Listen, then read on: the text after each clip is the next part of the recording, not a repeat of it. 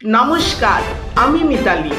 ভোটের প্রচারে গিয়ে অভিষেক বন্দ্যোপাধ্যায় দাবি করেছিলেন যে 4 তারিখ ফল প্রকাশের পর রাজ্যে ডিজে বাজবে, কিন্তু ফলাফল আসতেই দেখা যায় চিত্রটা সম্পূর্ণ উল্টো। রাজ্য জুড়ে বইছে গেরুয়া ঝড়।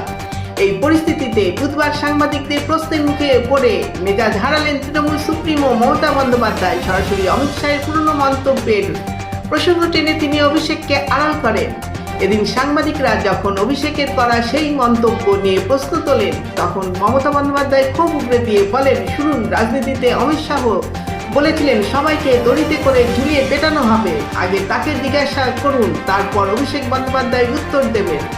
তৃণমূল সুপ্রিমোর এই বয়ান স্পষ্ট করে দিচ্ছে যে পরাজয়ের এই আবহেও তিনি দলের অভ্যন্তরে কোনো চাপ তৈরি হতে দিতে নারাজ। বরং কেন্দ্রীয় স্বরাষ্ট্রমন্ত্রীর পুরনো আক্রমণাত্মক ভাষণের কথা মনে করিয়ে দিয়ে তিনি বিজেপির জয়লাসকে জিততে চেয়েছেন। নমস্কার, সাবস্ক্রাইব করুন।